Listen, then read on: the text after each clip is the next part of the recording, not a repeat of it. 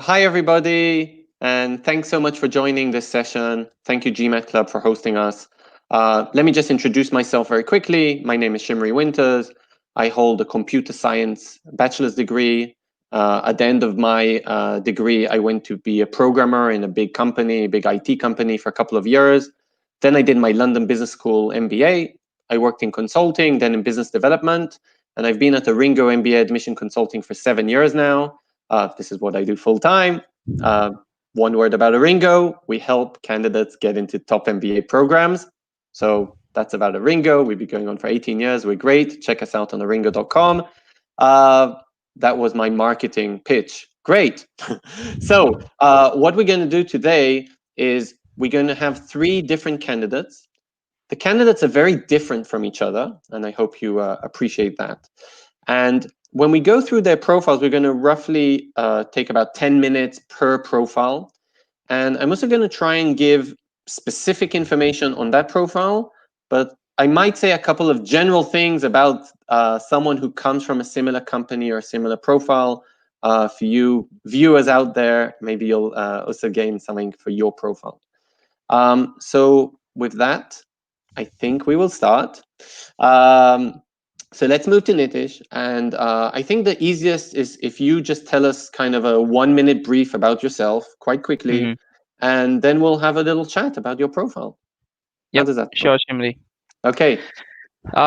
Shimri, so I did my undergrad in mechanical engineering from Punjab University, India. I was a gold medalist from my university for securing a first rank in the university. Post that, I moved on to working in the production department of a cement company for 2 years, where I basically led a team of about 250 to 300 employees through the daily maintenance activities and turnaround cycles. Post 2 years, I ended up doing my diploma in management from one of the schools in India, and I completed that out in 2016. After that, I've been working in Deloitte, basically working in the asset valuation function for the M&A team in Deloitte. I started out as a consultant working in the life sciences and healthcare side, and then I've progressed on to leading a team of about 10, 11 consultants, and right now I'm working in telecommunication and leading oil and gas valuations. So recently I had an experience of about 13 months wherein I worked on the Saudi Aramco recent IPO, where I was valuing the asset Wow. valuations for Saudi Aramco and the SABIC deal that was recently concluded. So in addition to that, I've also come up with a couple of innovative automation tools which have basically helped the company increase their profitability on some of the smallest projects as well. So on an average, the has increased by 15 to 20%. So that has been one of the biggest achievements from my professional experience as well. Okay. On the extracurricular side, I am a big passionate F1 fan and hope to drive a F1 car someday. I've also been playing badminton and squash over the years, and that is something that has become a passion of mine as well. Okay. Okay. So I forgot to mention that's great. And when we'll look at each candidate, we'll talk definitely about all the aspects, especially work experience, education, and extracurricular activities. So I think you actually mentioned all 3. Yep. We'll also kind of talk about the GMAT Okay. and school wish list. So I can Yep. see on our screen it says you're planning to retake it. How's that Yep. going? So I've basically applied to all the schools listed down here in round one. I'm done with the Okay. applications for them. So as Okay. right now, I'm preparing for the GMAT. Until unless I receive back any interview invites, I'm just continuing with my GMAT preps till then. Okay, so you've already applied to these schools with your 710. If you improve it, first of all, try and update the schools. Some of them might Yep. be a bit negative about it. I have to admit, I won't badmouth the school. I did have a candidate update the school 48 hours after the deadline with a 40-point raise in his GMAT. Mm-hmm. And they basically said, no problem, but we'll move your application to round 2, or we'll take into account your old GMAT because you missed the deadline. So some schools are a bit tough about the deadlines, really annoying. But some might Mm-hmm. say, fine, we'll update your file and we'll, attach this email that you're sending us about your new GMAT. So if you do improve it, and obviously Mm-hmm. the sooner the better. Yep. Try and update the schools, and if not, like you said, um, I hope you get in with this GMAT, but if not, you might have a better GMAT in round two. Yep. Um, Sure. a higher GMAT can also help for scholarships. So even if you take the GMAT 3 or 4 or 5 weeks after the deadline, and even if you've been already invited to an interview, or even if you've been already accepted, it's still worth updating the school about the higher GMAT. Okay, Yep. so Okay. all good. If you think you can do better, try and do better. Okay, let's talk a bit about your profile. And Mm-hmm. let's start, Nitish, with talking a bit about your professional experience. And actually, I'm going to use the other panelists. They didn't expect this. I'm going to ask them a question because I can't ask our whole YouTube audience. I'm going to ask them a question. And by the way, you guys on YouTube, you can definitely ask questions along the way. In about 25 minutes, when we finish with all the candidates, we'll go through all your questions and I'll answer them live. So feel free to ask questions along the way, both about what you're hearing today, maybe about the profiles you're listening to and hearing, and I'll definitely try and answer them. I'll try. So, panelists, this is a question to you guys. Nitish has been working for 6 years for Deloitte. Uh, when I see a candidate from Deloitte, is that a good thing or a less good thing? So, based on my interactions with the admission committees and all, so as a Deloitte as a brand name and your experience as in the experience that he has mentioned, 6 years of experience, and he has been leading teams. So that does strike a Wait, good impression. just the brand name. Yeah, Yeah, that again strikes a good impression, saying that since Deloitte is one of the top, it happens to be in the big four and one of the best consulting firms. So, correct. So, an MBA, so post I'll MBA expand people on that. tend to Wait. post Let me MBA. expand on that. Okay, All right. okay, Devendra. Thank you, and thank you. And it was a trick question. So the thing with Deloitte is this. Okay, I think probably a fifth to a fourth. I haven't counted this. I'm just guessing. Of the people I speak to a year come from big four accounting firms. Okay, and again, they're not necessarily accountants. They might be consultants or financial services, but they come from EY, Deloitte, PwC, and or KPMG. And these are tier one brands. Everybody knows them. Definitely, it adds 2 points, right? Definitely, let's say you have 100 points, so however admissions want to decide if you're moving to the next level or not. Being in a tier one brand definitely adds to your profile. On the other hand, I said it was a trick question. Remember what I said, that the fourth or fifth of my candidates, and I'm assuming the same goes to nearly every MBA program, also come from one of these big four brands or other brands as well. And that's why it's a bit of a plus and minus. Okay, so you get 2 extra points. Great, you made it to a great company. On the other hand, there's another 1,000 or 500 candidates from a very similar company or even the same company, and you haven't seen the panelist profile. There's even another Deloitte candidate in these panelists. so, um, so that's the problem in brackets, that you're also competing against against similar candidates. And when you come from a tier one company, it doesn't matter if it's one of the big four. It can also be Google. It can also be Coca-Cola. Okay, it can be General Motors. It can be different industries. But when you come from one of the big industry leaders, and it's definitely extra 2 points, keep in mind there's more candidates from this kind of profile and from this company, and you definitely want to try and find something to differentiate you.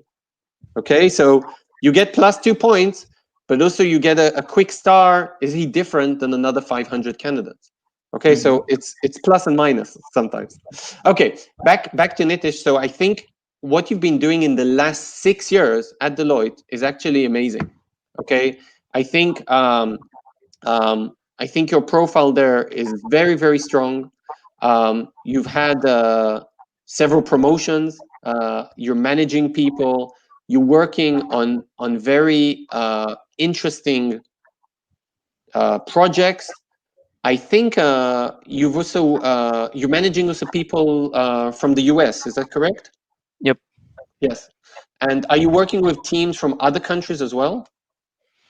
It's based on projects. So like the Saudi Aramco project, I was working with multiple teams from Europe, UAE, and India as well. So yeah. Fantastic, fantastic. So this is something I would really mention in the bullets when I write my CV, and also in the essays, my international experience, and literally write the countries that you've worked with in your Mm-hmm. CV, in your essays. Again, it doesn't mean that you went to Germany and lived there for 3 years and and worked from Germany. But if you worked with a German team, this does show that you have, good communication skills. You are able to work with teams from other countries. So this is great. Okay. Mm-hmm. Of course, this amazing, Saudi Aramco deal, fantastic. Mention the numbers, mention the complexity of this deal. Amazing, great achievement, and something very, very interesting. And I think as a whole, your work experience is your stronger side. Okay, don't worry, we'll get to some weaker sides as well. Yeah. But when I see your work experience, I also think like your post graduation, like the post straight after your undergraduate degree, you were already leading. You said 200 to 300 people, in some kind of environment, and this is just terrific for a very young guy, right? To work in and have this opportunity to lead a lot of people, to lead projects that are worth a lot of money. I think your career progress has been amazing. So well done. You get the thumbs up. Now let's talk about other aspects. Yeah. Let's talk about your education. So your undergraduate degree is great. But again, I haven't run statistics, but I would say about 3 to 5% of my candidates that I speak to and that I work with have prior MBAs. Okay. Mm-hmm. I'm not going to ask the audience because it's a trick question again. Is this an advantage or a disadvantage? Okay. In a nutshell, to be honest, it's a disadvantage. Okay. Because you need to explain to any other program why do you need another MBA.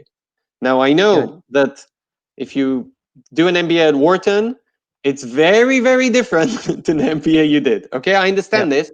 And let me take it to another extent. There's people that do part-time MBAs, there's people that do online MBAs in terrible colleges, but still they already hold an MBA. And there's some programs, many, many programs, that don't like this. Okay, they don't like the fact that you have a previous MBA. Now, my answer to this is address it. Okay, don't just leave it there. Don't just hide it. Yeah. Okay, address this, and you can address it, and you can explain why this MBA was different, and why you want to do a full-time MBA. Obviously, in another geography, with you now come with a different set of experiences, completely different. So I would say your undergraduate is fantastic. Your previous MBA is actually somehow a disadvantage. Turn it into an advantage. Explain maybe what you learned there Mm-hmm. and why you want to do another MBA specifically in, for example, Wharton, and what you can do in Wharton, which is very different perhaps than what you did in a prior MBA. Okay, Okay. this is where I see the education. Another Mm-hmm. thing is, let's just talk about the GMAT. Um, Mm-hmm. so Yeah. I'm just putting it out there. You come from a very, very competitive background. There's a lot of candidates that have, come from India and maybe have a similar background to yours. Again, not necessarily the same Yeah. achievements in your work experience. Um, your GMAT is below average for most of the schools that you apply to, Yeah. below the regular average of the school. And I would say when someone comes from a very competitive background, they need to have an above average GMAT. So I really hope you can improve the GMAT. Um, Yeah. and again, this year at ARINGO, we had an Indian male engineer, from a regular company, 4 years experience, that got into Wharton. So it's definitely doable. I'm not saying this is impossible, but it will be very challenging with your GMAT. And I would say that's my second and probably the biggest worry when I see your application Mm-hmm. or when I see your profile. When I look at your extracurriculars, great, like really nice, and I really like them. Um, I have to admit that when I read your CV and even here on the screen, it was a bit hard for me to understand in what capacity you did these volunteering activities. Mm-hmm. So usually when someone volunteers, he would say, I worked with UNESCO as a whatever I was doing 3 hours a week, and these are the tasks I was doing. And for you, it was just something a bit more general. I wasn't exactly sure who you were working with, in these specific volunteering activities. On the other hand, they're super impressive. So what can I say? Yeah. So and just to end with, yep. just say about your hobbies, fantastic hobbies, amazing hobbies, great that you do more than one thing, and it's fantastic that you're passionate about something like Formula One. Yes, and you started by saying, I would love to be a Formula One race driver. Fantastic. I know it's like a dream, but great. Like, it's really good. Okay. Last words from you, Nitish, if you want to comment on anything. No, I think I have a couple of questions which I can add towards the end of the session once we're done Okay. with all the profile evaluations. Yeah. Okay. Thanks. Thanks, Okay. Shimri. Okay, great. And as you've seen, I'm talking now to, thanks, Nitish. And as you've seen, I'm talking now to the YouTube crowds out there. I'm just talking as much as I can, so you guys get out of this, as much as you can. But again, if you have any specific questions, you can just ask here on the YouTube. I will answer them. So again, my challenge is to talk for 40 minutes straight. I might need a glass of water in the middle, but that's my challenge. So Nitish, I hope I managed to give you a bit in the 10 minutes. Good luck. And let's Yep. move to our next candidate and panelist, Benjamin. Hi, how are you, first of all?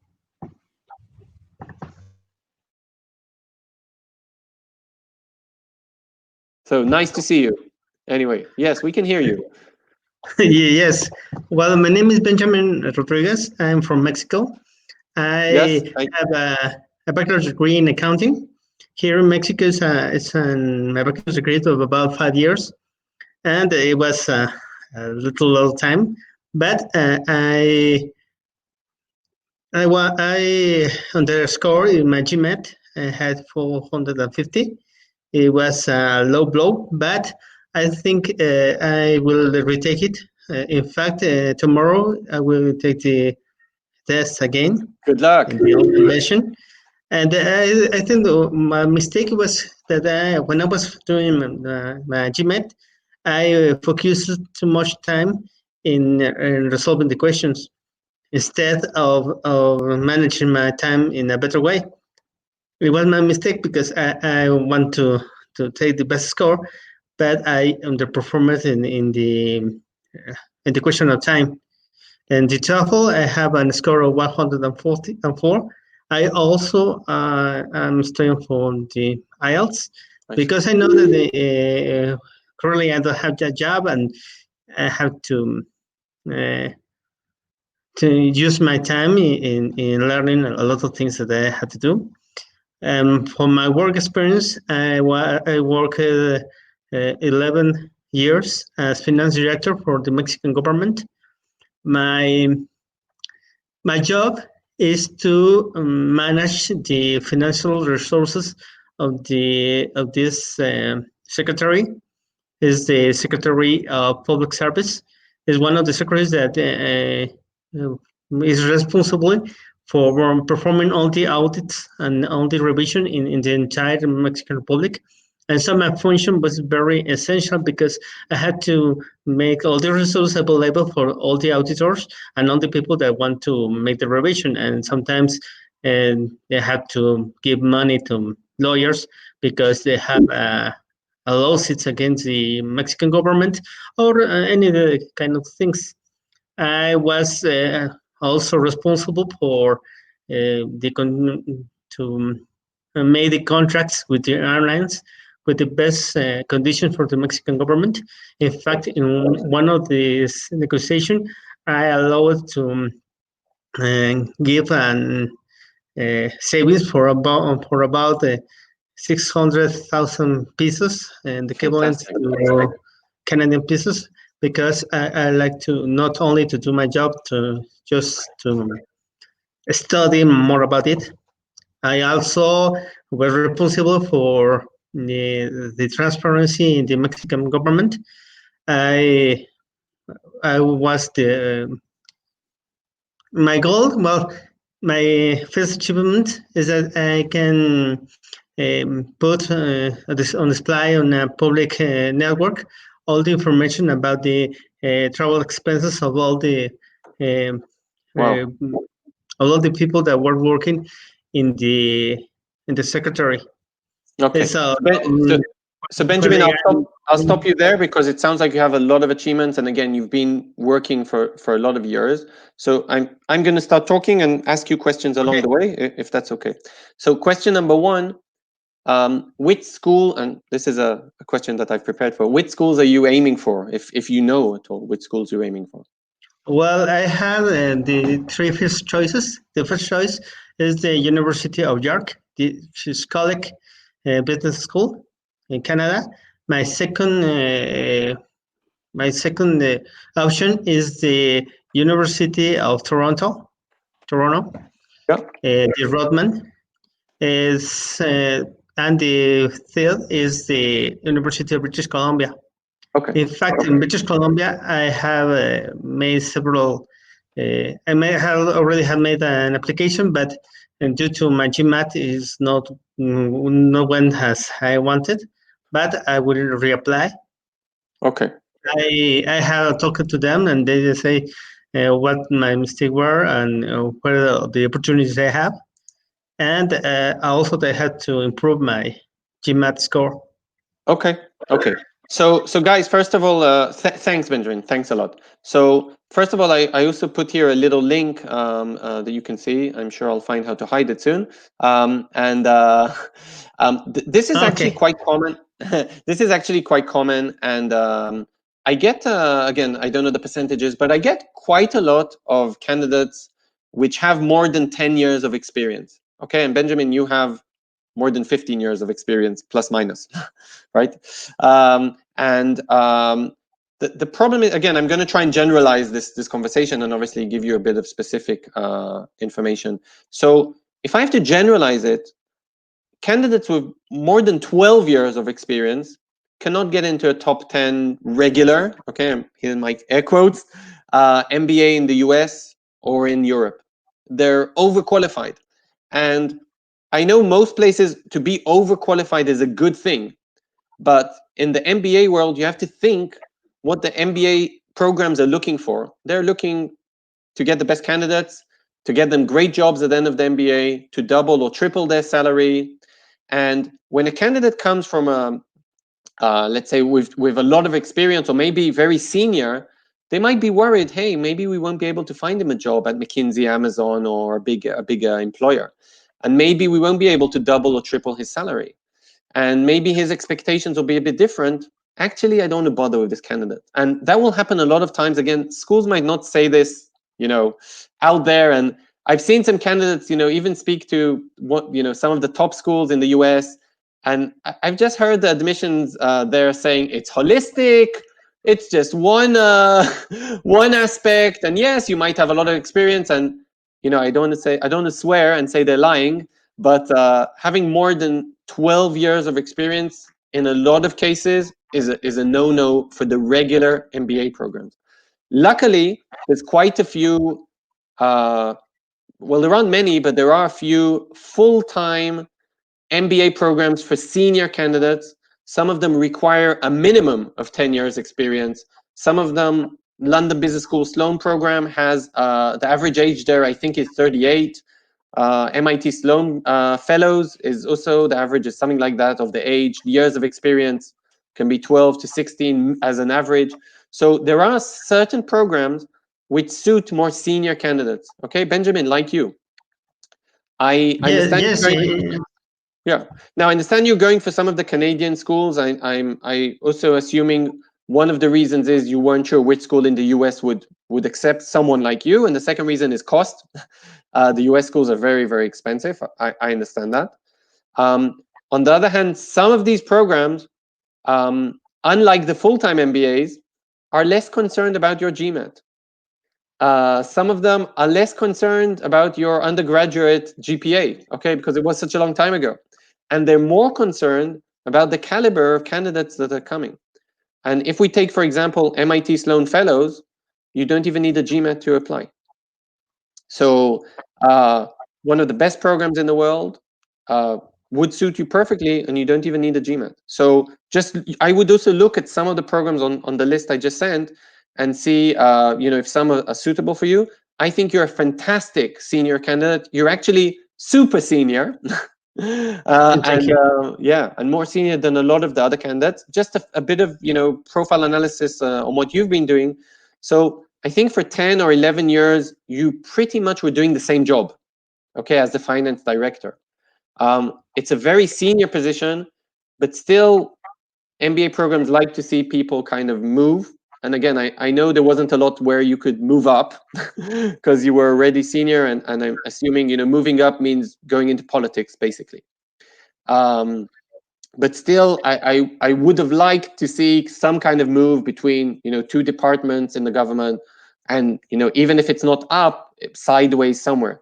What you can do is you can just split your CV into different projects and say, okay, 2010 to 2012, I was working on bids.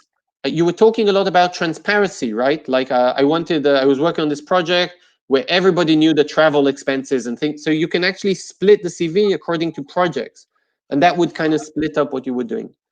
I'm a bit surprised that you're working on the IELTS.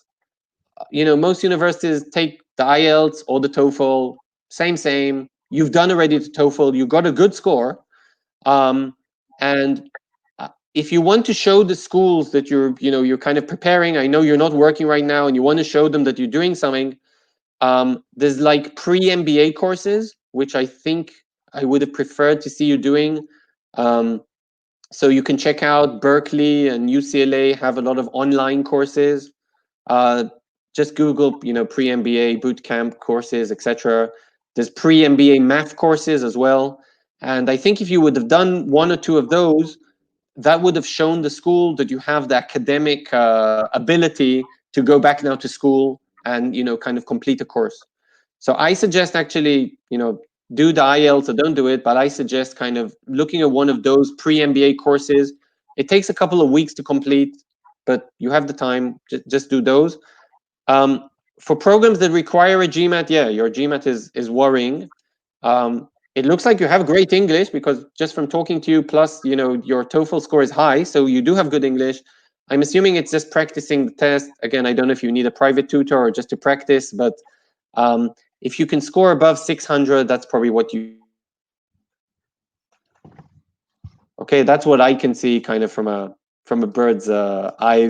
Well, I have this. Well, I want to say something, and I was dismissed from my position due to the change in the Mexican government, and since this time I was studying, and also in my current CV I'm not putting the courses that I already taken because I want to add as soon as I finish them. But actually, currently I am taking several courses about the MBA, and also I want to obtain a CPA degree because I'm only an accountant, and I think that it could be better. And also, my top priorities are these schools. Yeah. Sorry, Yeah. these schools are my top priorities. But I also searching in Europe, and they say me that in Europe the GMAT is not so important because they really appreciate my experience. I also have take several offers in the executive team MBA, but actually I don't like this because my current situation is not so good because I don't have a job, and Okay. so it would So be. Benjamin, again, just in this session, sorry, like this is the feedback I can give you. Naturally, we can be in touch, after this session, and I can try and give you a bit more advice. Go for the schools that you want. First of all, this is something general. If you want a certain school, don't let Shimri or anyone else tell you don't apply. Okay. So first of all, apply to the schools that you want, and try and get into those. If you don't get into those, obviously look for backup programs, etc. But let's talk offline, Benjamin. I'm happy to help. Okay. I really enjoyed looking at your profile. I think you have a fantastic profile, super senior. You can get into some excellent programs. Yes, you might require a GMAT, or look at some programs that just don't require a GMAT. There's also options like that. Take some pre-MBA courses and go for it.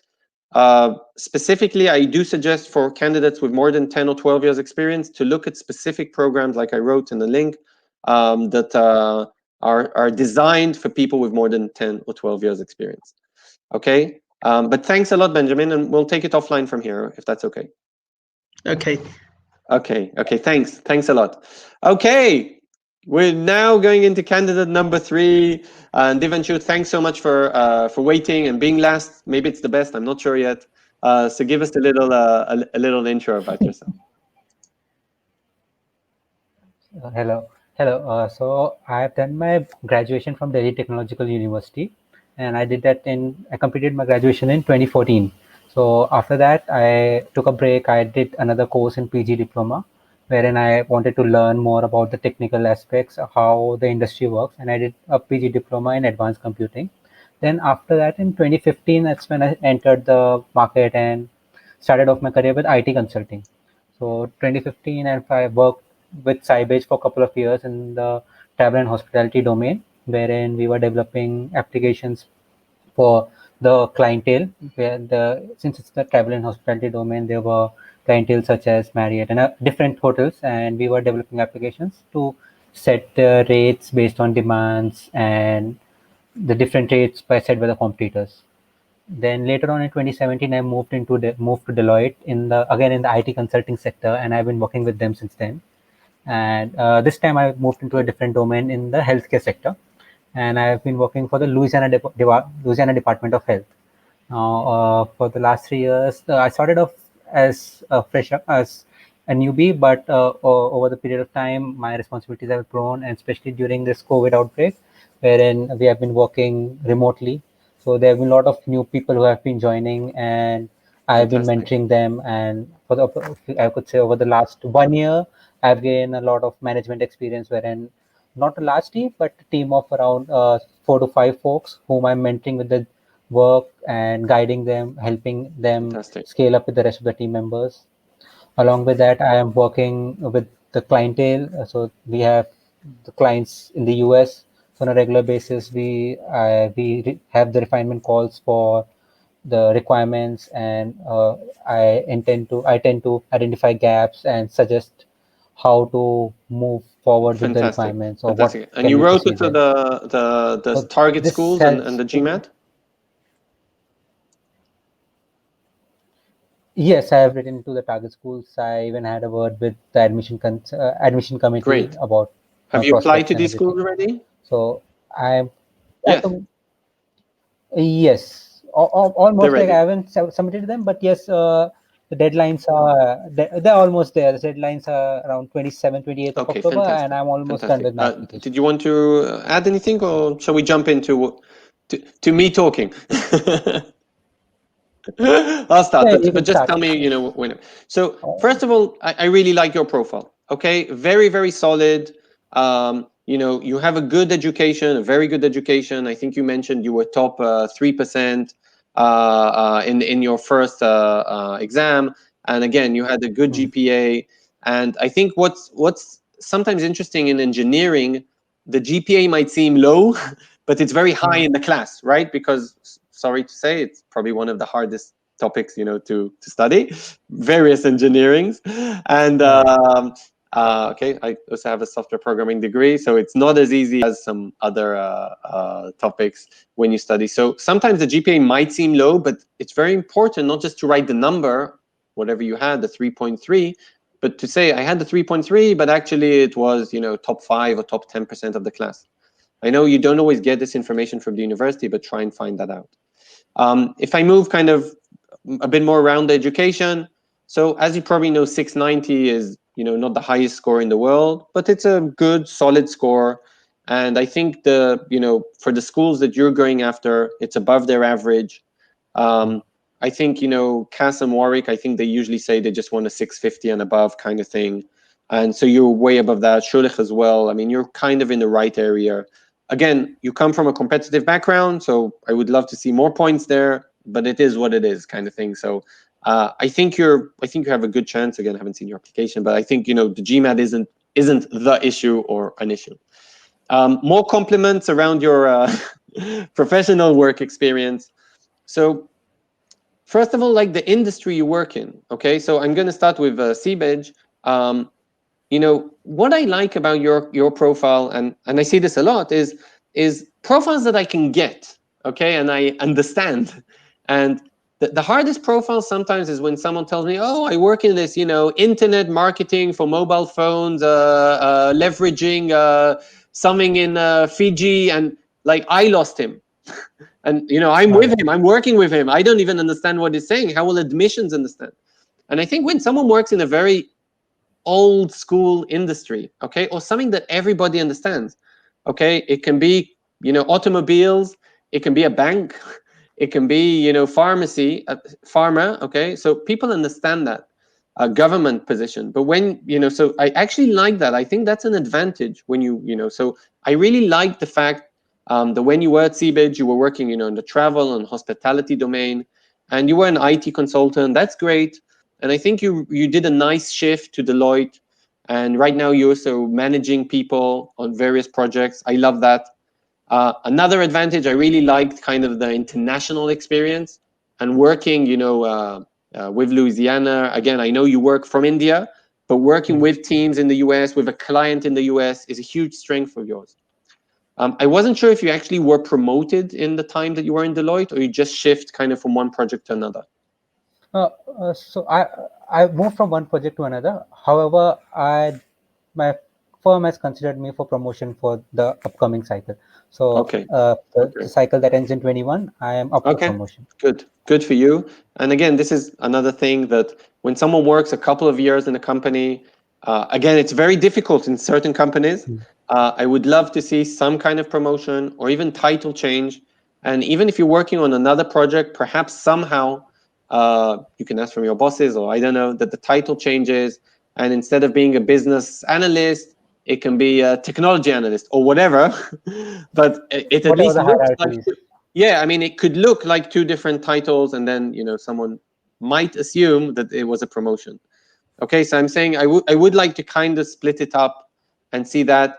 Again, in terms of your extracurricular activities, I really like them, so I'm not going to go into that. I love your managerial experience, okay, both at work and in your extracurricular experiences. Great.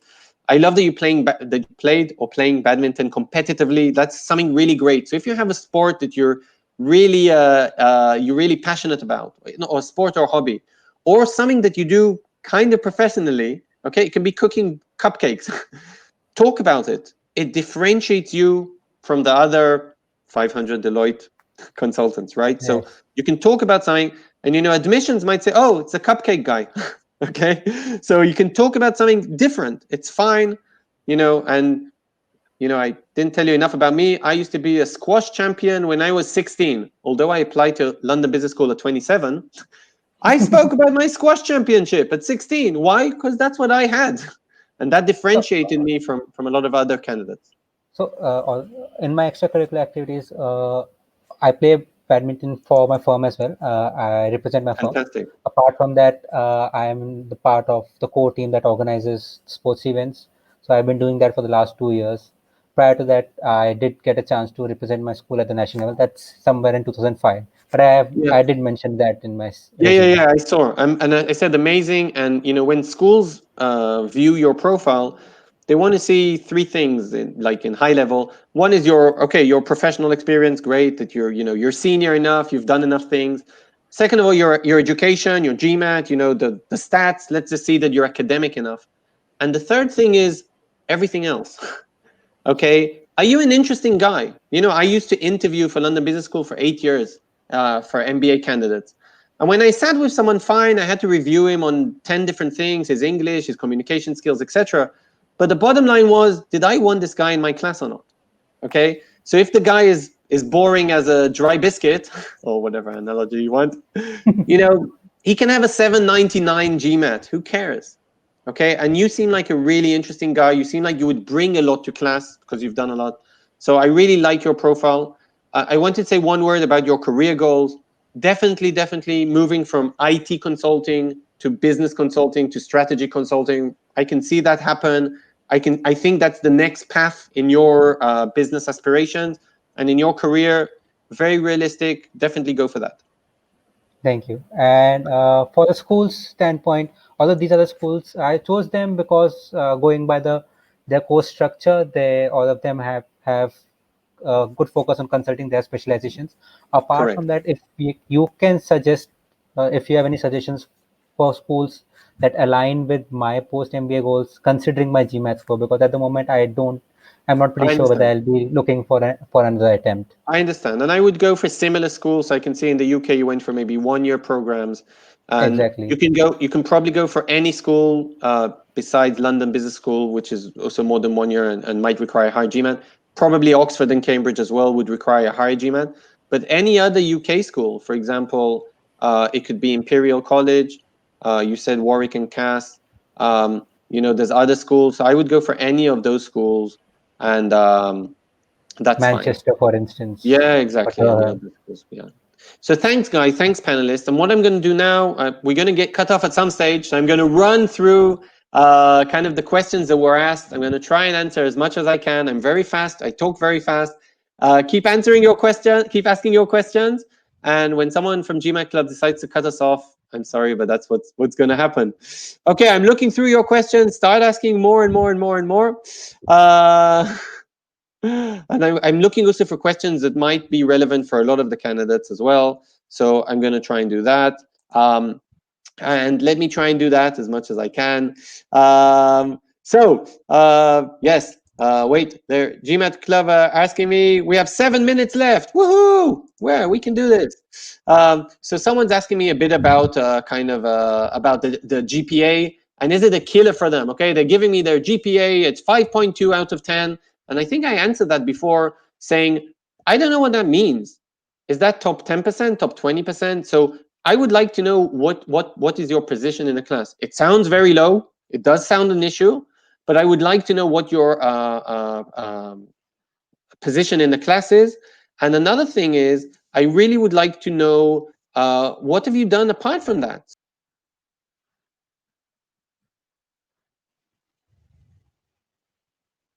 I think I went somewhere. I hope I'm back. I think if your GPA is low, maybe if you can take some MBA courses, pre-MBA courses, some math courses, any academic stuff that you can do by yourself will help to overcome a low GPA. Of course, a high GMAT can also do that. Someone's asking about the overrepresented group. So if you're example, an Indian male that comes from the IT industry, how can you stand out? And that's a great question. Again, lots of schools get many Indian male engineers, for example. And how do you stand out with all the things we discussed? If you have a great GMAT, if you have great academics, great professional growth and experience, and if you do something, your extracurriculars are different. If they're not, you're not going to get in. As simple as that. So you need at least one of those aspects, hopefully a few. And remember, you can be that, what did I say before? Cupcake guy that can differentiate yourself from other dry biscuits or whatever my analogy was. Okay, another question. I'm making myself laugh. That's always good. Another question is, what's the optimal years of experience to go for an MBA? That's a great question. There isn't an optimal years of experience. I would say minimum, most programs will say minimum 2 or 3. I would say the same, minimum 2 or 3. Usually 2 years wouldn't be enough. And I'm actually talking about 2 years when you apply, which can be even 3 years till the application. Usually 2 years won't be enough if you've only done one job and haven't had any promotions. Doesn't matter what job that is. That usually is too little. But again, I've seen amazing candidates open startups during during university, selling the startup for $40 million a year later to Microsoft. If you're one of those candidates, yeah, you can apply at 23 and you'll get in. So it really depends on your specific profile. It's a bit hard for me to answer that in a general way. I will say again, if you have more than 10 or 12 years experience, you should probably be looking at a specific program for senior candidates. If you have less than 2, you should be looking at master in management programs. If you're still in university, there's deferred MBA enrollment. I can also publish a link about that if I find it. Basically, that's it. In terms of age and in terms of how much experience you need. Leadership experience. So someone has leadership experience, not necessarily from work, but maybe from university. Fantastic. So, I get this with a lot of candidates. Let's take lawyers, for example. You might be a lawyer for 10 years and not manage anyone, okay? Or you might be in another industry, an accountant, and not manage anyone. And the way to overcome it is really to overcome it with your extracurriculars and to say, okay, but I used to manage people in university in some kind of student group, or I used to manage people in my extracurricular activities. So that's good. Someone's asking me about deferred enrollment programs. Again, I'll advertise a link in about 1 minute about here. I'm just getting it for MBA deferred enrollment programs. This is something which is quite popular right now in the US. There's more and more deferred enrollment programs out there. But there aren't any deferred enrollment programs in the EU, so in Europe. So you actually have to probably look at the US programs or just wait a couple of years for the EU programs that you want. And here I'm actually advertising the deferred enrollment programs if my enter button will work, which it doesn't, but don't worry about that. What else? Next question here. So maybe we're only going to have time for 2 more questions. So someone's asking about 1.5 years experience. Again, I think I answered that. If the 1.5 are fantastic, amazing. If the 1.5 years are standard, your GMAT standard, I think you should just wait another year and miss this year and apply next year. Okay. Someone's asking me about an Indian candidate, but he's not an engineer. So yeah, just to be honest, I see a lot of Indian male engineers. I don't see a lot of Indian female candidates, and I don't see a lot of Indian non-engineer candidates. So I would say you don't come from an overrepresented background. On the other hand, again, there are quite a lot of Indian candidates as a whole. So you do need to stand out somehow and show the school that you're different in some way. I think we'll have to end there. I will also put here my email, my personal email. If you want to send me your profile, if you send me your CV, GMAT, school wish list, I'll be happy to answer any personal questions you guys have. I've enjoyed this a lot, and I hope you enjoyed it as well. I like to talk a lot, so I hope it was okay. And I think that's it for me, as I'm getting the from GMAT Club, guys. So thanks. And for my 3 panelists, Benjamin, Nitish, and Devanshu, I hope you get into your dream schools. I really wish you the best. Please let me and the other GMAT Club members know how it went. So good luck, guys. Thank you. Thanks, Shimri. Thank you. Okay, we'll end it there.